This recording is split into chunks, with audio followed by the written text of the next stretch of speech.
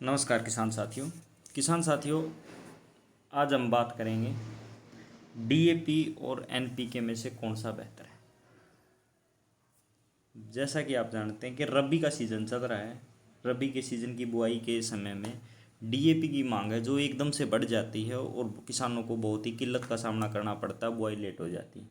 तो इसके ऑप्शन में क्या है कि एनपीके 12-32-16 जो आता है एनपीके वो मिलता है। तो किसान साथी इसको लेने में, यूज करने में घबराते हैं। बहुत कम 90% जो किसान हैं वो डीएपी के पीछे पड़े हुए हैं और कोई 10% किसान ही जो है एनपीके की तरफ जाता है।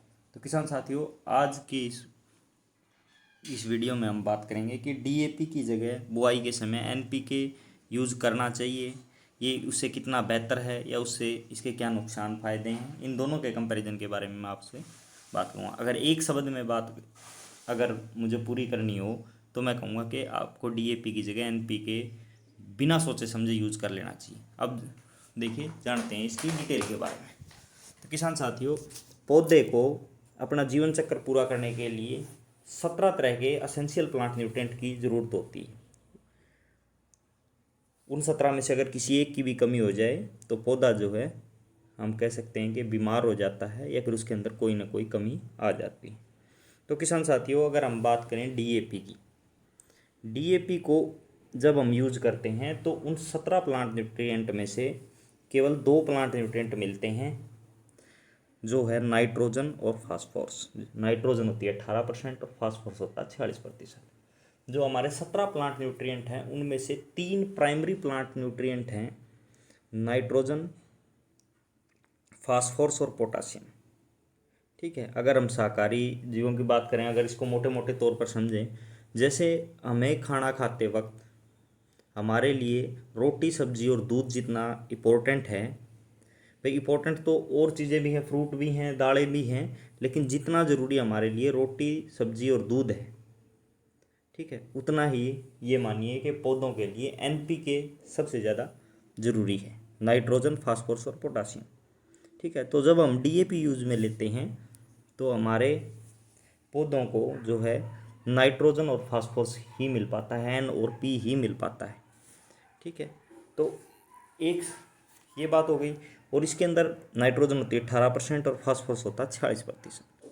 तो किसान साथियों, जब हम फॉस्फोरस जो है, फास्फोरस हम केवल बुआई के समय ही दे सकते हैं। तो किसान साथियों का ये रहता है कि जिसमें 46% है तो ये ज़्यादा मिल रही है, उसमें 12-32-16 में 32% ही मिलती है फास्फोरस, तो हम डीएपी ज़्यादा यूज कर लें। तो ऐसा है, पौधे को जितना मिलना होता है, घुलनशील अवस्था, इसकी जो घुलनशीलता है वो कम होती है डीएपी की, और जितना पौधे को चाहिए वो मिल जाता है। उसके अलावा वो रिजर्व के तौर पे भूमि के अंदर जमा हो जाता है, ये इतना मूव नहीं हो पाता है। तो किसान साथियों, आप एनपीके जो अब 12-32-16 है, उसके अंदर हमें जो है 3 प्लांट न्यूट्रिएंट मिल जाते हैं। मोटे तौर पर समझिए, नाइट्रोजन और फास्फोरस, एन और पी हमें डीएपी से केवल 2 ही चीज़ें मिलती हैं। ठीक है, और अगर हम बात करें एनपीके की 12-32-16 की, तो इसे तीनों प्लांट न्यूट्रिएंट मिल जाते हैं, नाइट्रोजन, फास्फोरस और पोटासियम। तो इसमें नाइट्रोजन 12% होती है, पोटासियम 16% और फास्फोरस जो है 32% होता है। ठीक है, समझ में आ गई बात। तो हमें यहाँ पोटासियम की जो कमी है वो पूरी होती है, हमें एक प्लांट न्यूट्रिएंट ज़्यादा मिलता है।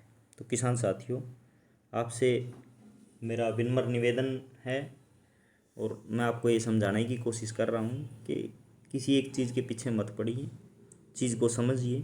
डीएपी की जगह आप एनपीके निश्चिंत होकर यूज में ले सकते हैं। आपको 2 की बजाय 3 प्लांट न्यूट्रिएंट की सप्लाई मिल रही है और आपका पौधा अच्छा, स्वस्थ एवं तंदुरुस्त होगा।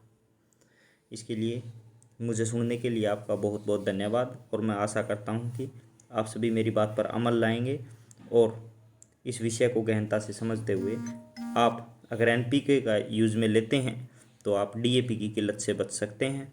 बहुत बहुत धन्यवाद।